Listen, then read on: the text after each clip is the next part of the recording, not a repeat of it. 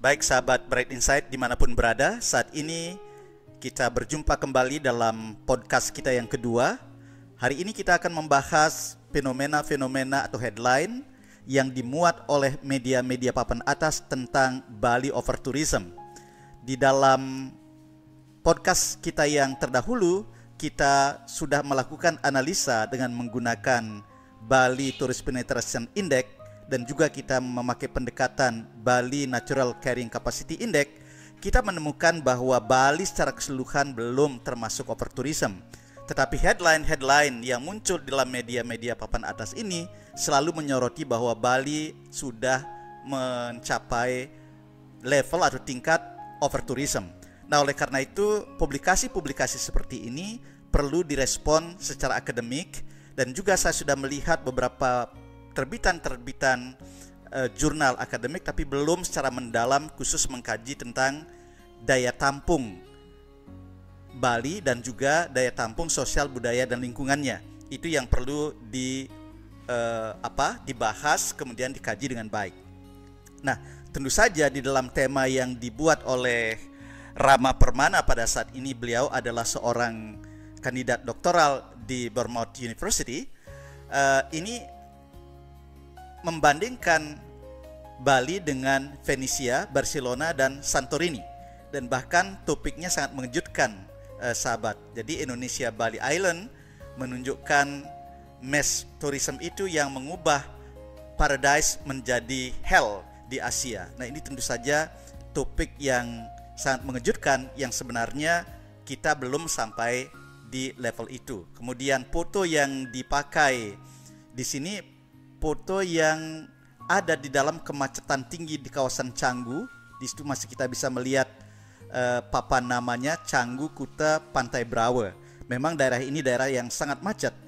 Tetapi dia tidak mengajukan semacam kajian atau bahasan, dan hanya melihat kemacetan lalu lintas ini, si penulis sudah mengambil kesimpulan bahwa Bali sudah overtourism. Nah, di sisi lain CNN Travel ini juga lagi-lagi media papan atas ya, mengambil sebuah judul "These were some of 2023's worst destination for overtourism.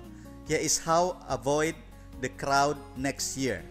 Jadi di sini Bali juga dimasukkan menjadi salah satu dari tema besar ini. Jadi inilah beberapa destinasi wisata yang terburuk karena overtourism di tahun 2023. Jadi Bali termasuk di dalam overtourism yang terburuk karena dimasukkan di dalam tema ini. Jadi disandingkan dengan overtourism di Barcelona, di Spanyol ya, kemudian dibandingkan dengan Amsterdam, kemudian dibandingkan juga dengan Athena. Nah, di sini saudara dimunculkanlah Bali. Nah, ini merupakan satu kajian-kajian media yang sifatnya sangat merugikan bagi Bali apabila nanti dunia memahami bahwa Bali sudah seburuk yang di headline di atas. Nah, inilah yang perlu disikapi oleh kita semua, terutama kita perlu melakukan kajian-kajian lebih mendalam dan mempromosikan kajian-kajian itu dengan mengatakan bahwa Bali sesungguhnya belum termasuk overtourism. Nah, kenapa saya khawatir dengan headline-headline ini? Karena selalu menempatkan Bali sebagai kepalanya. Kalau misalnya dipakai Canggu mengalami overtourism, atau Ubud mengalami overtourism, atau Kuta mengalami overtourism, itu masih bisa diterima. Tapi kalau kepalanya Bali, itu seolah-olah Bali yang luasnya sekitar 6.000 km persegi dengan penduduk kurang lebih 4,5 juta di Bali, itu sudah overtourism? Belum, karena kajian yang saya lakukan dalam podcast yang lalu, Bali Tourist Penetration Index-nya baru di 1,09. Sedangkan untuk satu tempat dikatakan overtourism itu Tourist Penetration Index-nya harus sudah melebihi 15%. Tetapi memang seperti Canggu, Ubud, Kuta, Jimbaran itu memang sudah tinggi, tetapi itu terjadi konsentrasi di kawasan-kawasan yang disebut dengan tourist hub. Jadi yang perlu kita sikapi di Bali itu adalah bukan masalah overtourism, tetapi masalah pemerataan distribusi wisatawan ke tempat-tempat yang tourist penetration index-nya masih rendah. Misalnya seperti kawasan Bali Utara, Bali Barat, dan Bali Timur. Nah, tentu saja di sini dituntut pembangunan infrastruktur yang merata, kemudian dampak ekonomi pariwisata yang merata juga, sehingga daya dukung daerah-daerah yang tidak dikunjungi wisatawan yang menghasilkan misalnya hasil-hasil pertanian itu bisa menjadi live spot kegiatan pariwisata yang ada di Bali Selatan.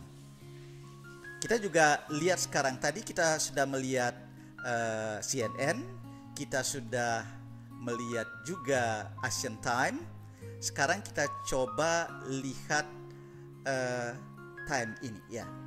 Jadi kita bisa melihat sekarang judul yang luar biasa juga. Can Bali ever solve its overtourism conundrum?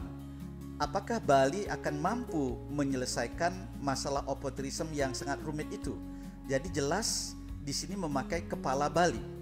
Jadi tidak lagi memakai satu objek atau hotspot, tetapi dia langsung mengatakan kepalanya Bali. Nah, itulah yang perlu kita kaji lebih mendalam, dan perlu kita hati-hati juga menyampaikan informasi bahwa Bali overtourism. Jangan sampai kita lalu meyakini bahwa Bali sudah overtourism. Itulah sebabnya perlu dilakukan kajian yang lebih mendalam. Bali is not over-tourism, but a tourism distribution crisis. The Tourism Penetration Index of Bali's 17.3 million annual visitors reveals a critical paradox. While the island's overall TPI of 1.09% suggests sustainable tourism capacity, extreme concentration in popular hotspots creates crisis conditions, with Canggu reaching 26.4% TPI, Ubud at 12.7%, and Kuta at 10.0%, meaning these areas are overwhelmed by tourist volumes that represent up to 1/4 of their daily population. The solution lies not in reducing tourist numbers, which would devastate Bali's economy, but in redistributing visitors from these saturated hotspots to the 80% of Bali that remains undervisited, transforming the challenge from over-tourism to strategic tourism flow management that could simultaneously relieve pressure on vulnerable areas while unlocking the island's vast untapped tourism potential.